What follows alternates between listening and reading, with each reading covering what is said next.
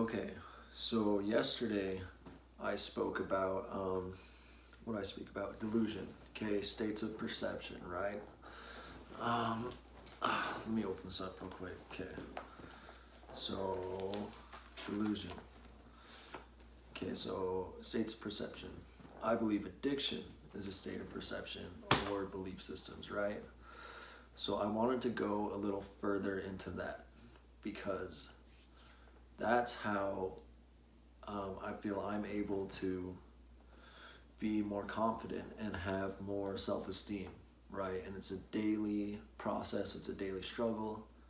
Sometimes I feel insecure, sometimes I feel like, I don't know, right? I just feel like nothing matters. I'm in the moment, I'm present, and I feel really good.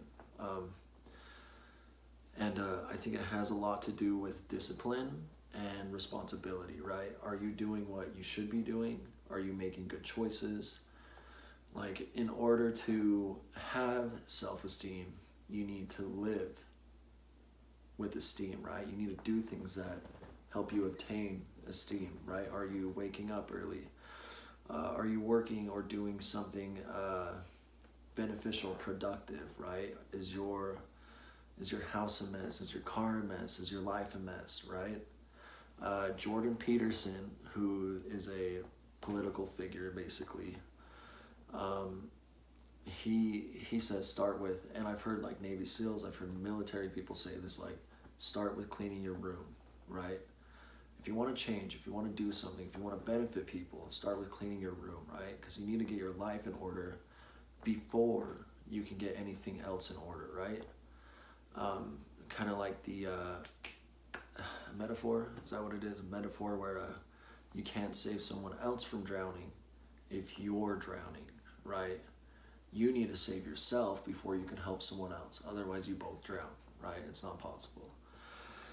Um, so yeah, I think I talked about doing positive affirmations. I used to meet with this guy. His name was Todd. Really great guy. I mean, just exuberant all the time. Just extremely happy and just full of life all the time, right? It was really odd if you kind of just saw him being or kind of acting mundane or bored. That wasn't Todd. You usually never saw that side of him. Just really great, upstanding guy. And I think what he would always say is, you can know more than me. You can have more knowledge. You can do whatever. You can read more books than me, but you'll never outwork me. This guy would get up at 4 in the morning every day. He would do this thing he called, or he still does this thing called an hour of power, where he wakes up. He said he would go outside, maybe put some calm music on, or I think even silent, I'm not sure. And then he would read and just spend time to center himself and focus himself and realize the potential he had inside, all of the power he held inside, right? And then that would focus him for the day, and that would fill him up, that would fill his cup, that would fulfill him, that would just make him, just burst with energy. It was fucking crazy. And then you go to the gym, and then he would be at work just super early every day. Like, all the lights were off. It was before the sun even came up usually, and you could see the light on in his office, right? But yeah, just really inspirational, great guy, and he works. He does. He puts in the time. He is disciplined. And I think that is one of the most important things that I'm coming to find out is that's one of the most important aspects of feeling healthy and fulfilled and happy is being disciplined, right? Because you can sit there and say a million positive affirmations, but if I never leave my house, then what the fuck am I doing?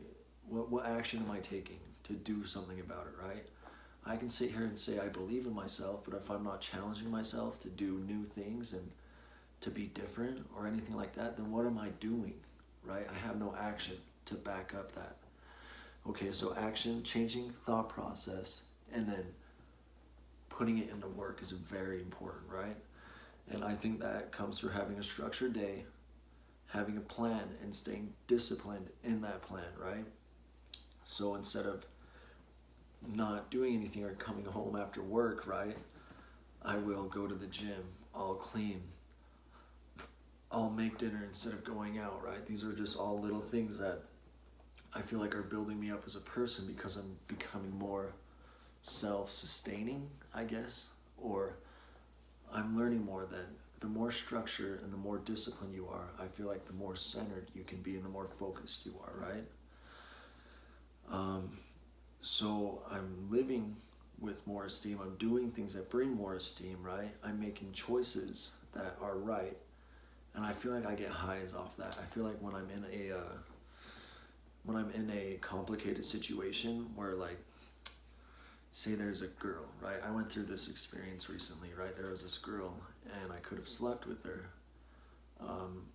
and it got close, but I didn't, right? I'm like, this isn't right. There's a bunch of warning signs and reasons why I shouldn't be doing this right now, both on my side and on her side, I believe. So I'm not going to do this, right? And I put my foot down and I made that situation, even with my ex, right? Really hard thing to do. She's a mother. I have two sons. She's a mother of my two sons. Obviously, I would prefer to live with the mother of my two sons, but that just, it didn't work for me. It was a really unhealthy relationship, and it seemed like the more healthy I got, the more sobriety time I got, the more distant I felt from her. And that's really fucked up to say, but the relationship caused me a lot of stress and anxiety and depression and all these different things, right? It just wasn't the right thing for me to be doing, and I knew that. I could feel that, right? I knew that wasn't the right thing for me to be doing. So yeah, making right choices, right? Even if they're hard, okay? Most often the right choice isn't the easy choice, right? But I'm beginning to think that the more you make the right choices, the easier it gets, because that's what's coming from my experience, right? And it was weird today. So the guy Todd that I was speaking about, one of his big things is what's it called? It's called rational recovery, right? So there's AA, there's rational recovery, there's like smart recovery, there's a bunch of different things. And in rational recovery, there's this thing called your bully, which is your negative side, right? They call it your bully, and Todd would have you write out a list of what your bully says to you, like, I'm insecure, I'm not good enough, these are the reasons why, all these other things, right? I did this. And then he would have you write it all down, so all your most vulnerable things that you tell yourself to make you feel inferior, to make you feel small, to make you feel little. He would have you write it all down and then read it to him, right? So all your shitty stuff, all your deep stuff that you carry around, all your baggage, have you read it to you. And then you would read it to him, pretty vulnerable moment, and then he would have you write the opposite of each thing, right? So instead of I'm not good enough, there would be a positive affirmation to counter that. So like, I am good enough, I am a powerful creator, right? Whatever it is, he would have you write it out. Okay, but anyway, the bully, okay? So your bully is that little voice in your head that tells you you're not good enough, or you can't do that, or all these other things. And so today I was at the gym, and I was there alone, and I was doing cardio, right? I was doing the stair machine, the Stairmaster, the whatever, the steps.